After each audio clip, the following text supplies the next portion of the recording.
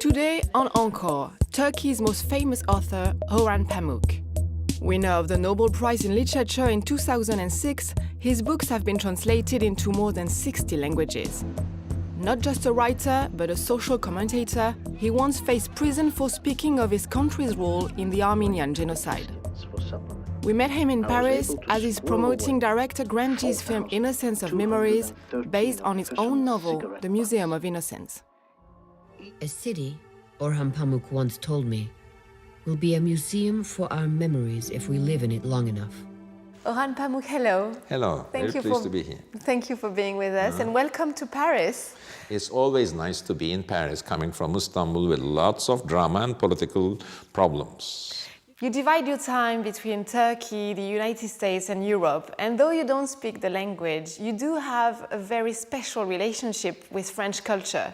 Especially because my mother used to scold me for not studying French enough. She spoke French while I was playing football. In the end, I am being a victim of playing too much football or not learning French enough.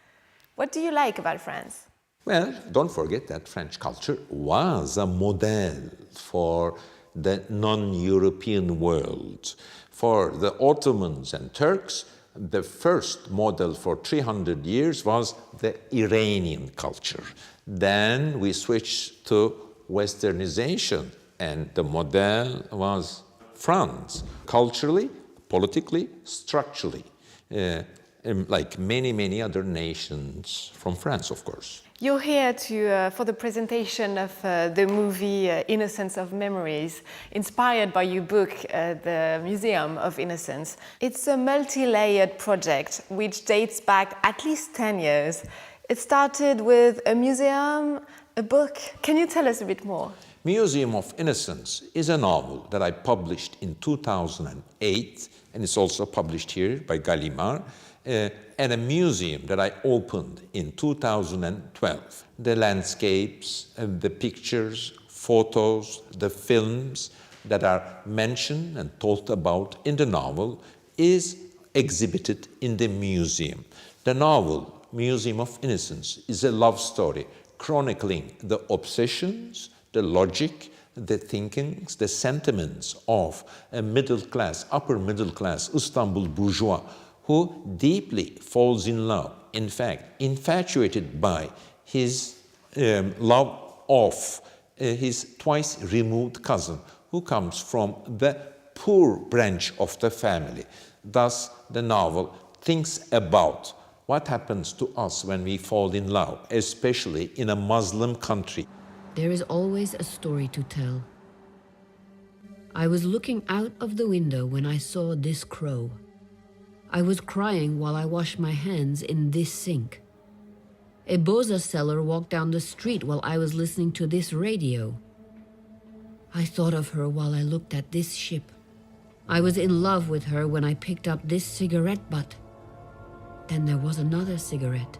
And now with this movie, there's really like this mix between fiction and reality. What do you like about this mix? At the beginning, the novel and the museum was my project. But this film was not my idea. It's in the end Grandje's film, for which I wrote texts. It is also about my work, a little bit of politics in Turkey and Istanbul.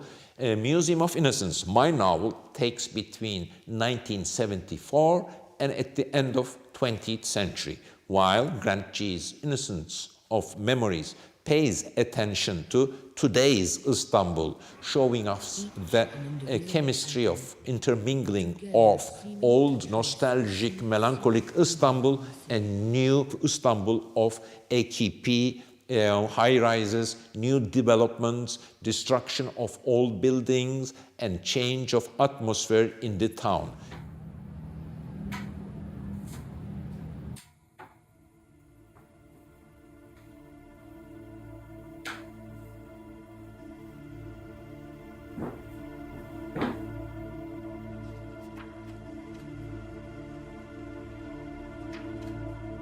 You have a tremendous view on the Bosphorus from your office where you write. How do you feel when you work there? My office in central Istanbul overlooks the entrance of Bosphorus, Golden Horn, and the Asian Istanbul. But for a person who is living there, this is a one single town made up of layers of history. The city, and in fact, the people of Turkey are not divided into Asians and Europeans.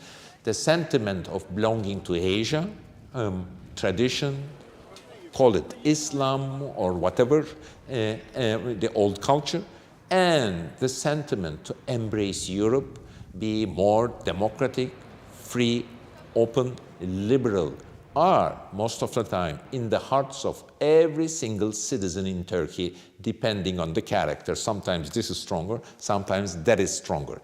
These are my subjects. These are the things that made me, and I like writing about them.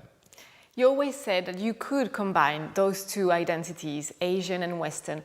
Do you think Turkey today can manage to combine those two identities? We have problems combining them. We have problem combining democracy with free speech. Some of our leaders think that democracy is only an elections. No, democracy is also free speech, respect for the minorities, respect for professors and members of the parliament. I'm worried about free speech in Turkey.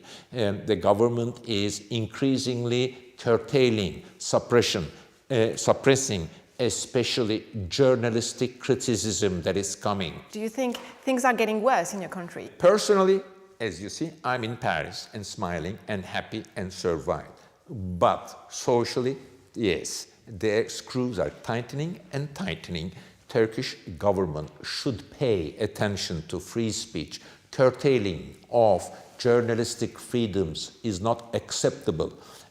Turkey's friends in Europe should see Turkey as a full democracy and should promote this idea to Turkish political leaders, Erdogan or Prime Minister.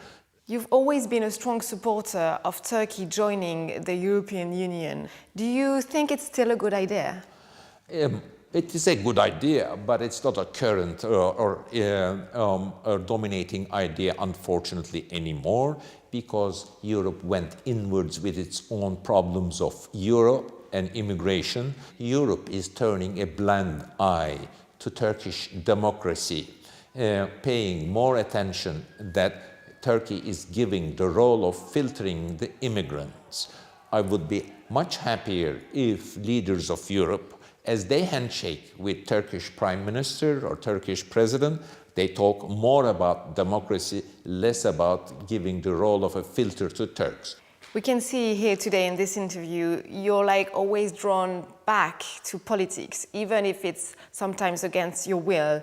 In your previous book, you've tackled some really political issues, but in your recent work, it seems it's less the case. Are you done with politics, at least as a writer? No. My new novel, A Strangeness in My Mind, chronicles the life story of a lower-class street vendor who is an immigrant to Istanbul, comes from an eastern small town, and the novel takes us to political, social problems of Istanbul.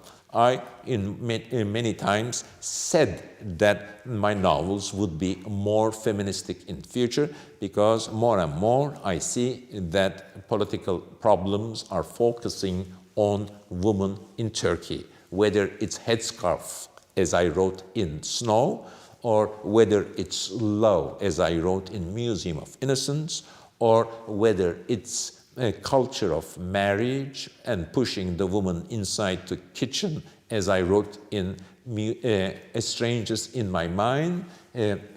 Woman is the ground where men, conservative or pro-European, fight with each other. I react to this idea. About this issue of the place of women in the society, I wanted to talk about this Franco-Turkish movie, Mustang, which tackles this issue of forced marriage by telling the story of 5 sisters growing up as girls in a very conservative society. Have you seen it? What did you make of it? I saw Mustang and liked it very much. Just recently, Turkish Statistics Institute announced that 56% of marriages in Turkey are still arranged, but I liked the movie not only for its feministic strong stand, but I also like it for the attention it pays to the details of daily life. Erkeklerin düşürdünüz bizi. Erkeklerin enselerini sürtünmüşsünüz. Anne bu kızlar bozuk çıkarsa sorumlusu sensin. Sen babaanneliği demek ki yapamadın demek kızım bu kadar yani şimdiye kadar demek ki. Hakkında en ufak bir kuşku olsaydı imkanı yok evlenemezsin yavrum. The Huffington Post ranked you among the 5 most influential people in the world, a list which includes the Pope. What would you like to do with this influence? When I also read it in the newspapers in Turkey, and I thought probably there's a mistake. So if it was true, what would you make of it, of this influence? Okay, fame, Nobel Prize, getting translated to so many languages lends you a responsibility, but that shouldn't mean that I should answer all the political questions all the time. Perhaps the secret for my popularity of my books that I try to do and pay a lot of attention to avoid politics, but unfortunately it's impossible too. It's been 10 years since you received the Nobel Prize for Literature. Now you seem more creative than ever with books, a museum, this movie. Where do you see yourself in 10 years? I'll be working more and more. I've been writing novels for the last 40 years. I'm taking notes and preparations for 8 or 9 novels that I'm heavily working on. I always ask myself this question, life is getting short, what do I want to do? And I tell to myself, write another novel that I'm prepared to write. And we can't wait to discover it.